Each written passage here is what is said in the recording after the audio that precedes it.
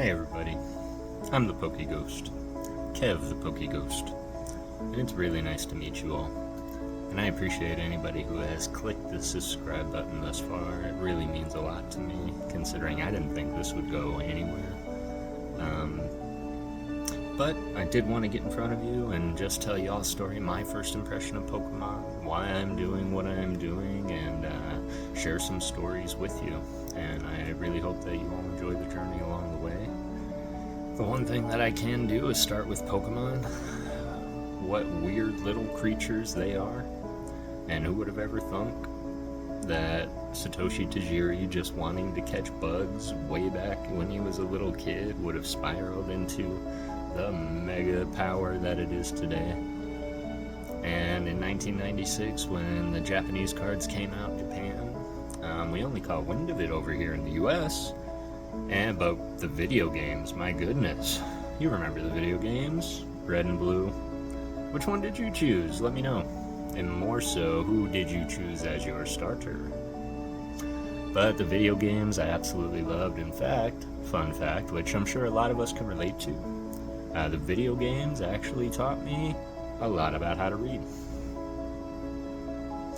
Really love the games, hooking up with the link cable, which kids nowadays will never understand the struggle of finding a link cable in order to trade your Pokemon, let alone your Alakazams and your Gengars, and how you will probably never get them because nobody wanted to trade them.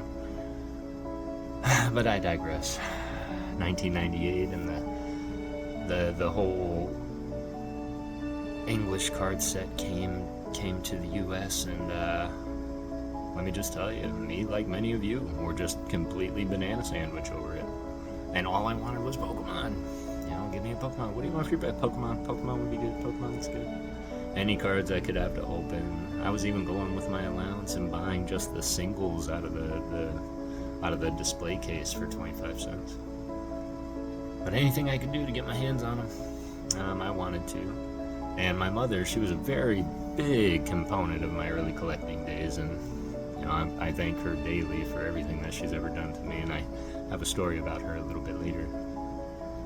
But this just brings me back to the playground, man, and busting out your collections, and who has the best what, and who wants to trade what for what, and that kid Jeremy's always got the best stuff, and But it's fun, it brought everybody together, and together is kind of the theme of my channel. I can remember then moving out here in 2002, and prior to that being in middle school, it wasn't so revered. Not many people did it anymore or as passionately, and so I had to do it in secret a lot, and did not trade with anybody in school. It was all the neighbors from that point on, and again, my mother, real big component of all this. Fast forward 2002, moved out here to Phoenix, Arizona, and very first thing I did was, once I got settled, I grabbed what little money I had in my purse and I went right to Target and I bought me some booster packs. Got home, and I'm sure I've ripped so many packs since then, and during those openings, I can't say that I really got much, but I continued building on my base set, which we will definitely get into in a later video.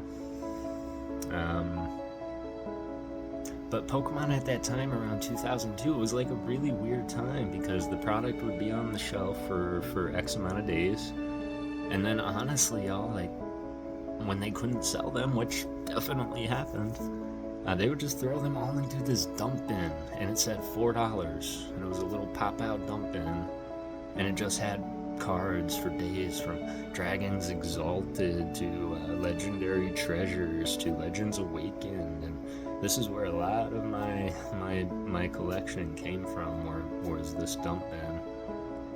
Of course, fast forward a little bit more, and that went away. It started getting a little bit more popular, but suddenly in 2020, something happened, and the world shut down. Everybody went inside, and they just really needed to get out, and this was their creative outlet. Let's open Pokemon cards with the world, let's share that, and we all remember the whole Logan Paul thing. But I'm grateful because, once again, this beautiful thing we call Pokemon brought people together, and it shared a common interest and camaraderie and niceness, And I've just never seen such a great community than that of the Pokemon community, period. Pokemon Go. Also, pre-2020, Pokemon Go happened. And that changed the world. That brought the entire world together in 2016. It brought the entire world together, and I've never seen anything like that since or ever before. And so just these little things we call Pokemon are so great. Even more so, my son was born in 2008. I can now share my hobby with him, and we now collect together.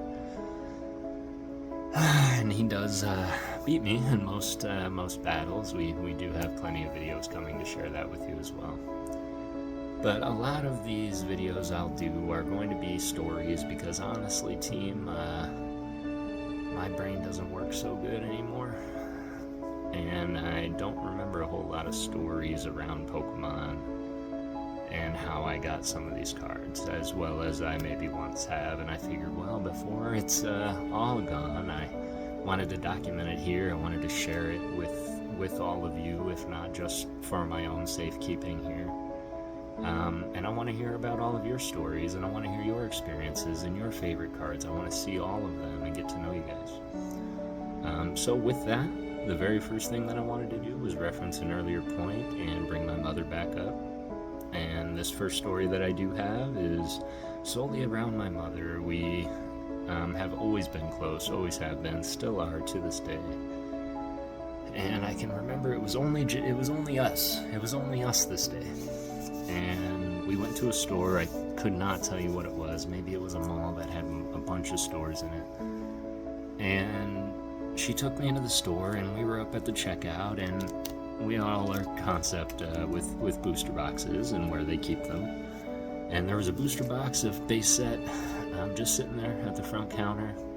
Price on it was like $3.95, $4. And I looked up at my mom and I said, "Mom, can I have it? Can I have one?" And what? And you can just tell she didn't want or need to, mind you. And I was that kid. You could buy the entire store for him, and all he wanted was the gumball at the front. I didn't even get the quarter to get the gumball. But she said, "Okay, you can have one. You can have one." And I said, "Yes.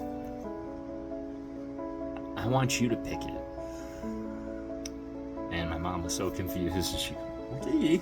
And she reaches in, and world, I don't even think she thought about it too much. But she pulls out a pack and gives it to me, and it had the Venusaur on the front of it. And all right, we bought it. We did the rest of our shopping. We got back out to the car, and I said, "Can I open it? I want to open it." And she, "Why you want to? Okay.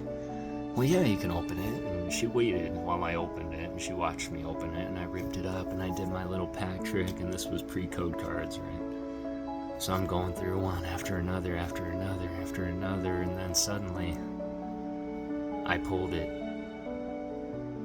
I pulled Blastoise out of base set. Of course, he's been in a sleeve now, and I have had this card for so many years. It is in a sleeve.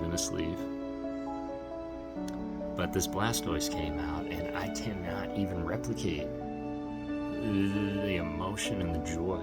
I'm pretty sure I cried. You cried too. But this is what Pokemon has meant to me. I have many experiences just like this, but cards, I have many different collections, and one of those collections are my sentimental collection. And I do plan to share all of those with you as well, if not but to document my stories of how they became sentimental and where they came from. But this is definitely at the top of the list, as it is a memory that every time I see the card, all I will remember is my mother reaching in and not really thinking about it, and just picking out cards, which is why if I ever see a booster box, I just reach in without thinking about it, pull out a pack. So thank you, Mom. I do appreciate that. There's another funny story about a card in here that I will tell you all a little bit later. But I really do appreciate if you did make it this and listen all the way through. If you like just listening and hanging out and talking, hearing stories, then yeah, hit the like button, hit the subscribe button. Make sure you don't miss any. And I really look forward to going on this journey with you and helping me spread peace, love, and Pokemon to the planet. Thank you. Peace out.